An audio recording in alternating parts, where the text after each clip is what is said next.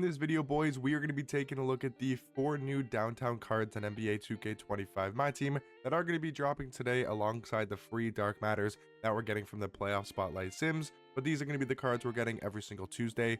Going to be these 4 cards. We got 2 Dark Matters, 100 overall, and the Invincible, which this time around, for the first Tuesday of Season 7, is going to be Invincible Gary Payton. We'll take a look at these cards, stats and badges, animations, all that type of stuff, and talk about if any of these cards might be worth adding to your guys' squads or which cards look good, because I don't think many people are going to be able to afford Invincible Gary Payton, but we'll obviously take a look at this card and see if he does look like an actual Invincible card.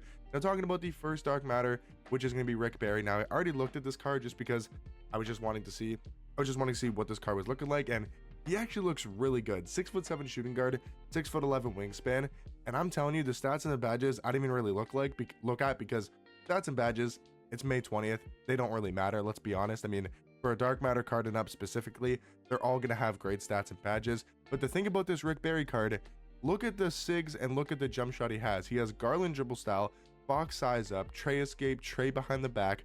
These are almost end game type of SIGs. He's also got a new changed jump shot. He's got the AJ Lawson base, which is a good base. He's got the Marcus Morris Sr. upper, which is a really good upper on very quick timing. He's also got Pro 2 fade.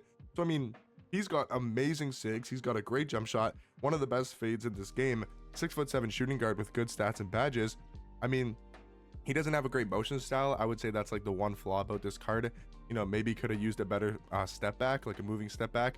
And, you know, maybe he could have had Steve Francis size up, of course. But other than that, for, I mean, a Rick Barry card, which I wasn't expecting to be anything spectacular, and I don't think anybody was expecting Rick Barry to be any good, because when's the last time we've had a good Rick Barry card in my team? I personally can't remember, but I will say, I don't know how much these Dark Matters are going to go for, like Rick Barry and Pete Maravic. I have no idea if they're going to be 150k, 300k, 50k, 75k, no idea how much. But if that card's a buy now, that's probably a really good pickup. Like, if he's under 100,000 MT, that might be one of the best value cards in this game.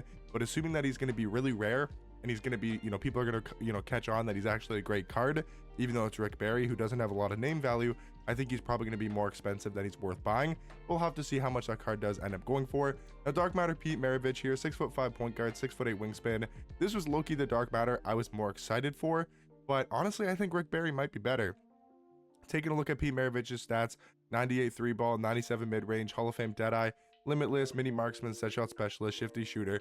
He's got all the shooting badges you'll need. He's got all the playmakings on Hoff that you'll need, and he's got every single playmaking badge in this game on Hall of Fame. He does have Hall of Fame Challenger, Glove, Off-Ball Pass, On-Ball Menace, and Pick Dodger.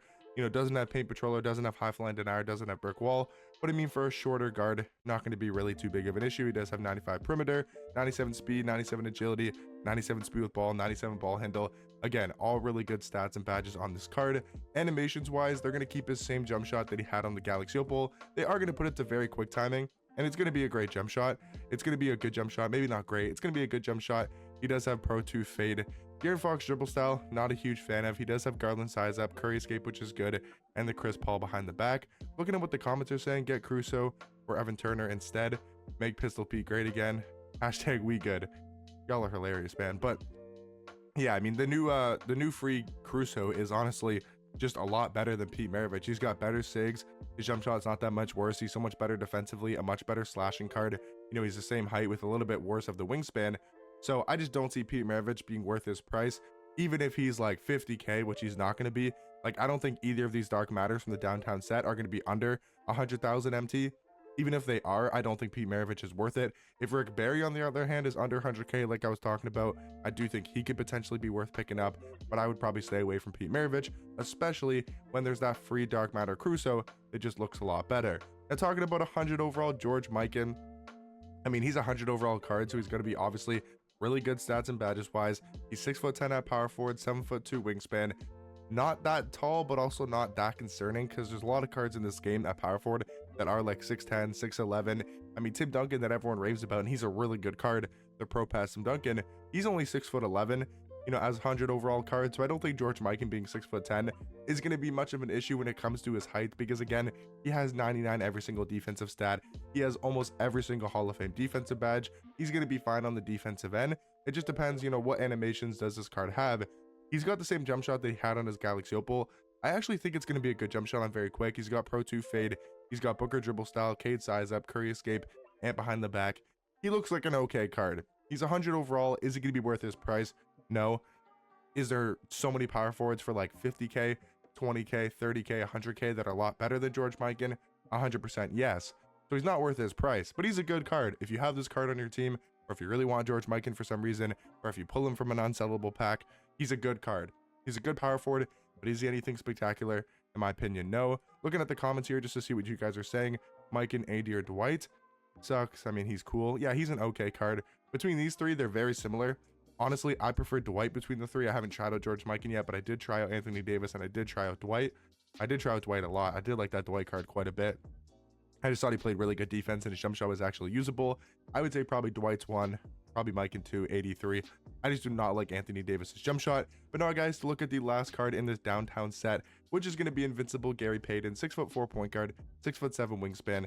He's an invincible card, so at least on paper, stats and badges wise, he's going to be perfect. He's got really good legend defensive badges like Pick Dodger, On-Ball Menace, Interceptor, a Movable Forcer, Glove, and Challenger. And we know GP, the Glove, I mean, he's going to be insane on the defensive end, especially on the perimeter. He's also got Legend Deadeye, Limitless, and Shifty Shooter. Looking at his animations, they're going to keep his own jump shot from his Dark Matter and put it on very quick timing. I'm not a huge like I'm fine with that, is what I'm trying to say. I think for an invincible card on a Tuesday, I don't mind if they keep a lot of their same animations and they just make them cracked stats and badges wise, but they also update their SIGs where it needs to be updated. For example, they gave him Garland dribble style. I don't believe he had Garland. Yeah, he had Booker dribble style, Harden escape, and DeMar behind the back. Now he's got Garland dribble style, Kemba escape, and Trey behind the back. So yeah, he still has Paul George size up, which isn't great. It would have been nice if he had Steve Francis size up, but I'm fine with this. I'm fine with him not being like completely souped and having like a changed jump shot, but I do think he's still going to be one of the best point guards in this game. Looking at what you guys are saying, we're getting a rate my team here. 2K gives him great SIGs, but it doesn't update Pro Pass PG SIGs. Yeah, Kyle Lowry base. Kyle Lowry base is really, really good. Am I the only one seeing him square up with someone? Yeah, I don't know what this card art selection was, but they have GP ready to square up and throw it down. I guess that was basketball back in the 90s. But yeah, I do think Gary Payton's a great card. Now, if you compare him to the other invincible point guards like LeBron, Jokic, right, LaMelo, Jimmy Butler, wherever he is, he's not as good as those cards just because he's only 6'4". He doesn't have the Steve Francis size up, and maybe his jump shot isn't as good as those cards' jump shots because they were all changed to be like some of the best jump shots in this game. But I do think Gary Payton is still obviously a great card. I'm just curious how much his card's going to go for compared to the other Invincibles. The other Invincibles are like 3-4 mil at least at the cheapest for like a LaMelo, you know, Dr. J. That's like the cheapest that these Invincible cards are going for. So I'm curious to see how much a GP is going to go for. I would hope he's under 2 mil, maybe make him a little bit more affordable. But let me know what you guys think about this new downtown drop. Any cards you guys are looking to pick up. I think Rick Barry, depending on his price, could be a really good buy, but I'm sure he's going to be too expensive and too rare. Hopefully you guys did enjoy this video, and I'll catch you guys in the next one. Peace.